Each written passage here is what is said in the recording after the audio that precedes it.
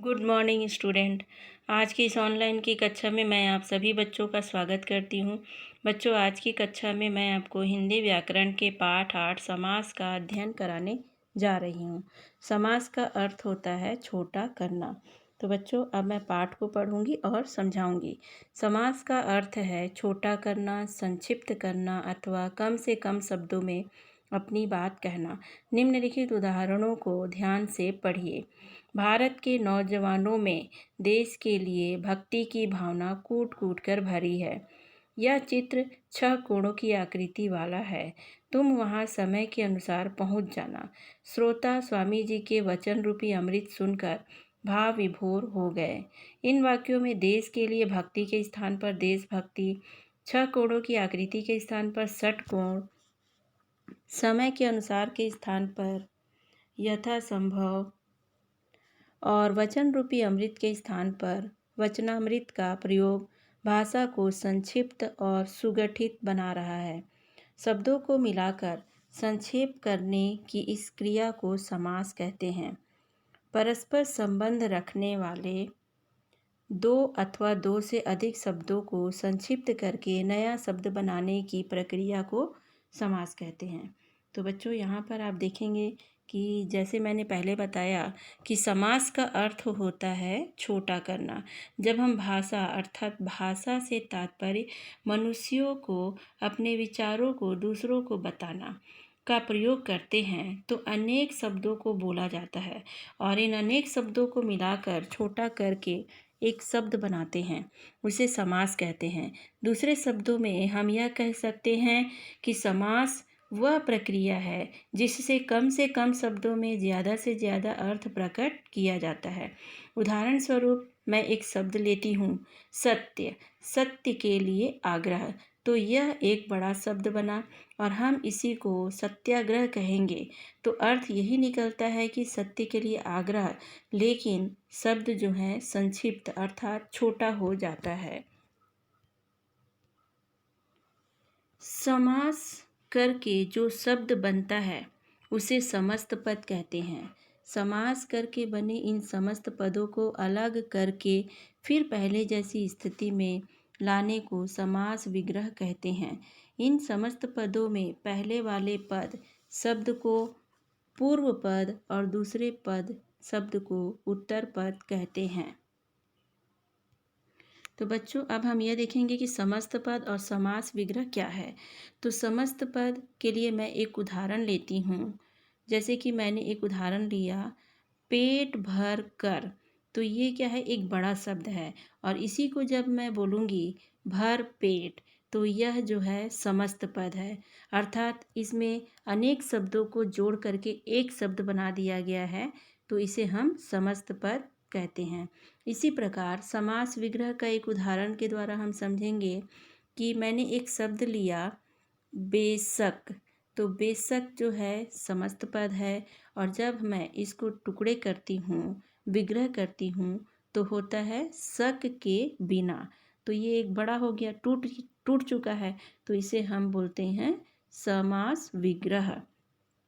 इन समस्त पदों में जो पहले वाला जो पद है, जिसको कि हम पद को शब्द कहते हैं, तो पहले वाले शब्द को पूर्व पद कहते हैं और दूसरा वाला जो पद होता है, दूसरा वाला जो शब्द होता है, उसको हम समासिक भाषा में उत्तर पद कहते हैं। अब बच्चों, हम देखेंगे कि समास के भेद, समास के प्रकार। तो समास जो होते हैं 6 प्रकार के होते हैं। पहला है अव्ययी भाव समास, दूसरा है तत्पुरुष समास, तीसरा है द्वंद्व समास, चौथा है कर्मधारय समास, पांचवा है द्विगु समास, छठवा है बहुव्रीहि समास। तो सबसे पहले हम अव्ययी भाव समास को पढ़ेंगे। इस समास में पहला पद प्रधान होता है। दोनों पदों को मिलाकर जो शब्द बनता है वह अव्यय होता है।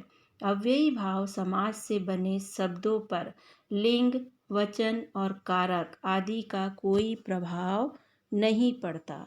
अव्ययी भाव समास का पहला पद भी अधिकतर अव्यय होता है, परंतु कभी कभी अन्य शब्दों से भी अव्ययी भाव समास होता है। उदाहरण, तो सबसे पहले हम देखेंगे कि अव्ययी भाव समास जो होता है, इस समास में जो पहला पद होता है वही मुख्य होता है। कहने का तात्पर्य जो पहला शब्द होता है वो मुख्य होता है, प्रधान होता है। और दोनों पदों को मिलाकर जो विग्रह करते हैं, विग्रह करते समय जो शब्द होते हैं दो भागों में बढ़ जाते हैं, तो दोनों शब्दों को मिला करके जो शब्द बनता है वह अव्यय होता है। अव्यय का मतलब होता है वह शब्द जिनमें लिंग वचन कारक के आधार पर मूल शब्द में कोई परिवर्तन नहीं होता है, अर्थात मूल शब्द जो होते हैं वो अपरिवर्तित रहते हैं। तो अवयव का शाब्दिक अर्थ होता है जो वय ना हो। जिन शब्दों के उपयोग से वाक्य में लिंग वचन पुरुष कारक काल आदि की वजह से कोई परिवर्तन नहीं होता है उसे अव्यय शब्द कहते हैं। इन शब्दों को हम अविकारी शब्द भी कहते हैं। तो बच्चों, यहाँ पर हम अव्ययी भाव समास के उदाहरण देखेंगे। तो पहला है प्रत्येक, और जब हम इसको विग्रह करेंगे तो एक एक एक। दूसरा है समासिक शब्द यथा संभव, जब हम इसको विग्रह करेंगे तो होगा जैसा संभव हो। इसके बाद हम देखेंगे समासिक शब्द बखूबी, जब हम इसका विग्रह करते हैं तो होता है खूबी के साथ।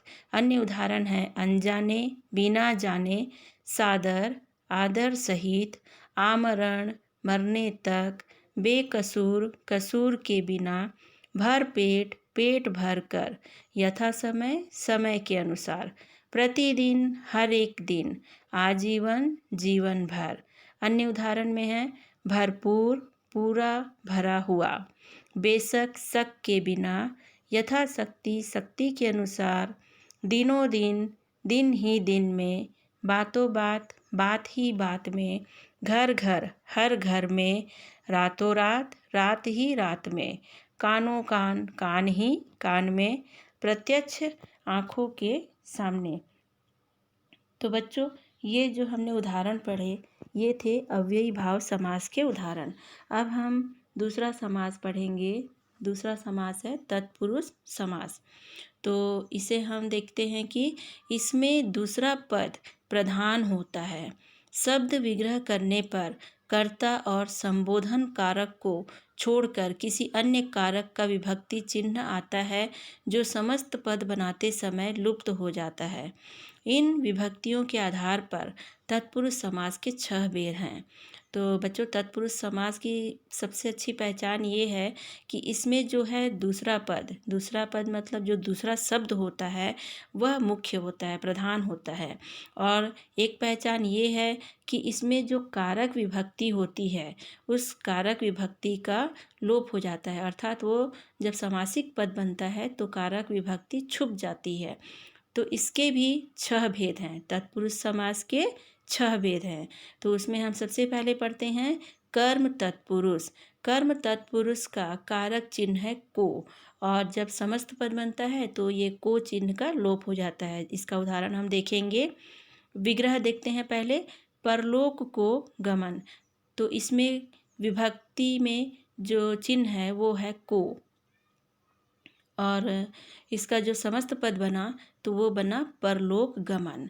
इसी प्रकार हम अन्य उदाहरण देखेंगे। समस्त पद है शरणागत, तो इसका विग्रह करेंगे तो होगा शरण को आया हुआ। तो इसमें भी को जो है वो विभक्ति का लोप हो जाता है, विभक्ति चिन्ह का लोप हो जाता है, और जब समस्त पद बनता है तो वो होता है शरणागत। अन्य उदाहरण है गृहागत, गृह को आगत, सर्वप्रिय, सर्व को प्रिय, यश प्राप्त, यश को प्राप्त, ग्रामगत, ग्राम को गत, स्वर्ग प्राप्त, स्वर्ग को प्राप्त, पद प्राप्त, पद को प्राप्त। अन्य उदाहरण देखेंगे। ख, करण तत्पुरुष।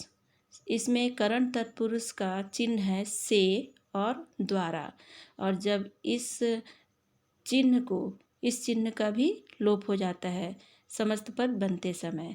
तो इसका उदाहरण हम देखेंगे। अकाल पीड़ित, अकाल से पीड़ित, रेखांकित, रेखा से अंकित, हस्तलिखित, हाथ से लिखित, मन चाहा, मन से चाहा, शोकाकुल, शोक से आकुल, गुण युक्त, गुण से युक्त, बाढ़ पीड़ित, बाढ़ से पीड़ित, रोग मुक्त, रोग से मुक्त।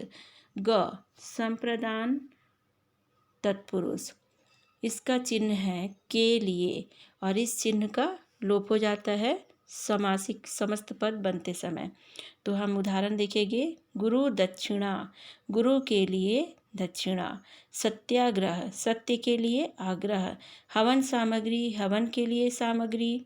राह खर्च, राह के लिए खर्च। मार्ग व्यय, मार्ग के लिए व्यय। रसोई घर, रसोई के लिए घर।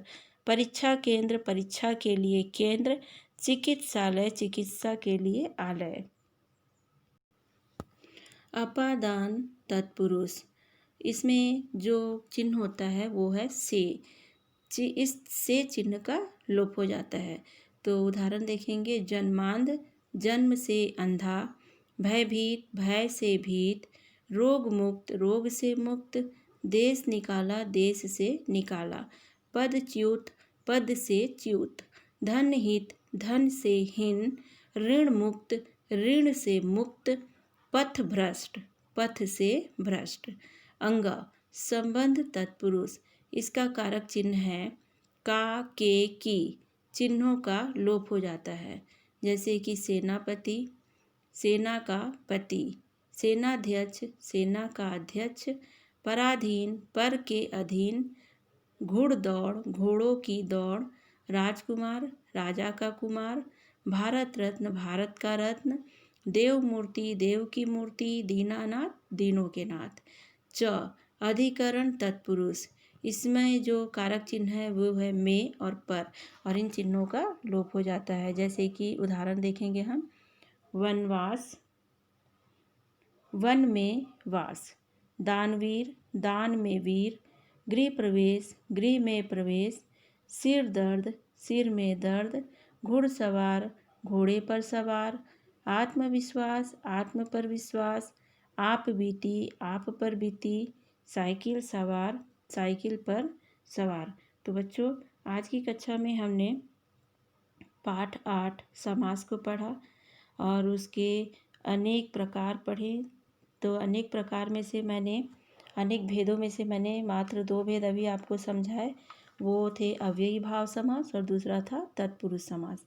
और इसके 4 भेद जो बच गए हैं उसे हम कल की कक्षा में पढ़ेंगे। तो धन्यवाद बच्चों।